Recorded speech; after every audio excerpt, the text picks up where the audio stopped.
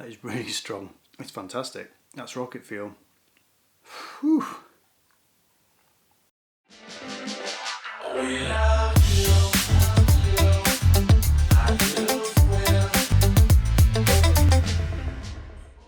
So you guys might remember a couple of videos ago I did a review on the Peter McKinnon Nomatic backpack, camera backpack, fully loaded, all the different accessories in it, etc. But I think if you remember from that video I said that it wasn't necessarily something that I would use every day. It's something that I would use on location, on a shoot, or a travel bag. So I'm going to walk you through what bag I use on a daily basis, what's in my, I suppose you call it a tech bag. So this is the bag. It's the Boundary Supply Errant. Amazingly well built, and it's the X-Pack version of the Errant. What that means is the material is a lot more durable. It's got this super tough ripstop. I mean, this bag is so robust. It's just not going to break, it's going to last forever. So that's one of the reasons that I choose to use it for my everyday bag. Number two is I like the style. I'm a sucker for camo, so I love the camo on it. I love the style, it's waterproof, water resistant. I love this folding flap at the top, and to be honest it covers pretty much all of my needs. So I'll walk you through the bag. First of all, if I walk you around the bag, you've got good grab handle strap here, really nice thick padded shoulder pads, space to put sunglasses, chest strap. Some people have been saying that these straps fall through. You can actually get them through because obviously you can adjust the height of it. Some people complain that these come through. I haven't had an issue with that. What I like about Boundaries packs is they use a lot of magnets. So this is magnetized, so it just clips in, and you just don't have to worry about it. The back plate is really good and strong. Really robust, really supportive. You've got kind of a little tuck away section in here where apparently you can actually put these straps down, latch them onto there, and then use the side grab handle to make it look a bit more like a briefcase, more business professional. Don't understand that. If you're literally lashing these down and then using the side handle to have that as a briefcase, you're going to look like a knob anyway. So I don't understand that. But anyway, it's a nice little added extra, I guess. And that just tucks away into the side, and the Velcro closes it. You've got a little pocket here, and this is again one of the great features, which is also a design flaw in terms of how they've executed it. So this little secret pocket, it's not very easy to get into because the pack is so well made. Every bit of material is really thick and stiff, but basically it's quite deep, so it goes through to pretty much right the way through to the other side almost. It's supposedly a passport pocket or wallet pocket, but it's really hard to actually get anything in and out of. Move on to the side. This is a really useful pocket, and this is kind of where I can start to explain one of the flaws of the bag. Every single pocket on this bag eats into the actual space of the bag, so it doesn't kind of work on the outside, it eats into the space of the bag. So if you actually filled up all the different pockets, the water bottle pocket, this side pocket, the trainer pocket at the bottom, you would open the bag and you wouldn't actually have a lot of space to actually put anything in the bag. It's a bit of a design flaw. It'd be nice if these kind of pockets, etc., actually came out of the bag in terms of some of the bulk. But yeah, this is a useful pocket. And in here, I always carry things like my SD card reader, and I've got a great little tool here, which is, this is actually a Kickstarter campaign. It's called In Charge, and it's marketed as the Swiss Army of connections, really, and it's magnetized. So you effectively put that on your keychain, so you've got it with you at all times. It's really small, really light, which is fantastic, but it is the kind of thing where, because it's so small and light, you can't actually, I find that I'm plugging things in and things are dangling if it's in a wall socket. But I mean, it is what it is. It's designed for travel. It's designed to clip onto your keychain, and what it is, you've got your USB-C or 3, you've got your iPhone point, Lightning, and you've got another USB-C. So with all these different ways, you can actually charge pretty much anything. I've charged my AirPods, my laptop, my phone, everything. It's really, really useful.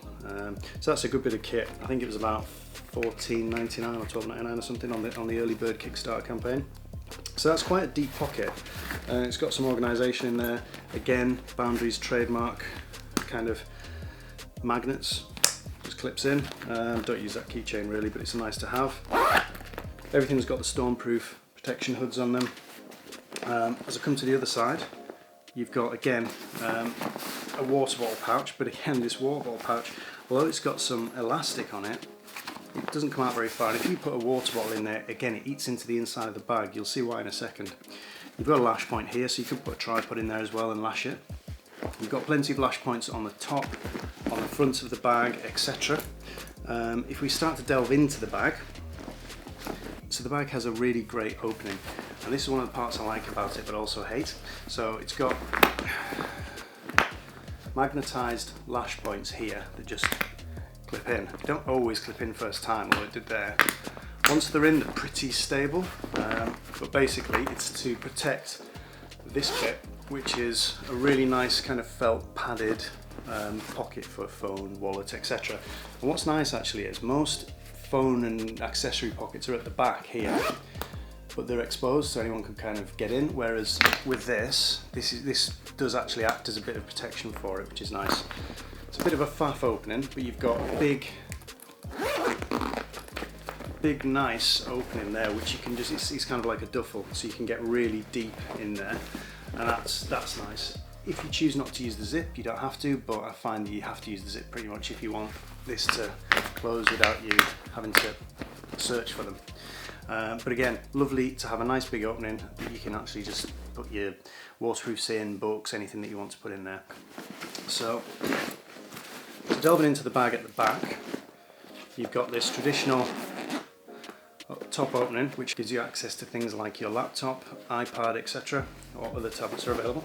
And a bit of an over design, but it's still nice, is there's this latch here which stops you from zipping all the way down in the bag opening. And obviously you can undo that. Again, it's magnetized. But if you undo that, you can actually zip all the way down and the bag will open like a clamshell.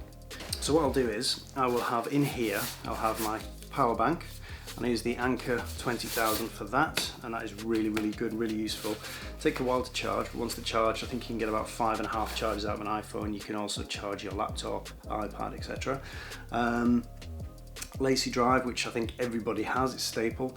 I've also got a few other drives, a couple of RAIDs, and also backup to cloud, but this is invaluable, and it just gives you that trust because it's so rugged. So I've got the Lacy drive in there. That does pad it out quite a bit. I've got the Apple iPad Pro. This is the 2019 version. Really, really good tablet. I think at the time when it came out, I think it was pretty much the most powerful thing that Apple did. Great for editing on the go. I love the pencil as well, although I have had, that's my third pencil. I think within its first year, the first pencil went, I think, in 11 months. Luckily it was obviously still under warranty, so they replaced it. Less than 3 months after that replacement went.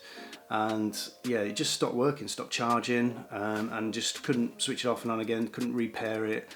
It was just completely goosed. But to have it happen to two within, what, 4 months, that was a bit concerning, Apple. I got it replaced again because obviously the replacement had a 3-month warranty on it as well. Got it replaced, touch wood, this one seems fine now, but it has made me a bit wary. Also, these cases that Apple let you buy, £100, but what I find is it is starting to kind of, on some of these areas, it is starting to tear a little bit, and honestly I'm reluctant to pay another £100 for another one when it goes, so I don't know what I'm going to do really.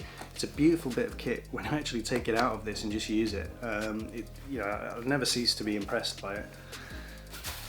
So that's the iPad, and then I use the Apple MacBook Pro. Now this is the 2020 version. So this is the 16-inch, the new one. Incredibly powerful. The speed at which you can edit, it handles video, it handles 4K really well in Premiere Pro. I don't know what it's like in Final Cut, but basically the speed at which you can export from this is fantastic. It's pretty much one of the best things out there at the minute, unless you've got, for example, a gaming laptop that's tuned to the nines. But this is great. This is the best laptop Apple's made for a long time.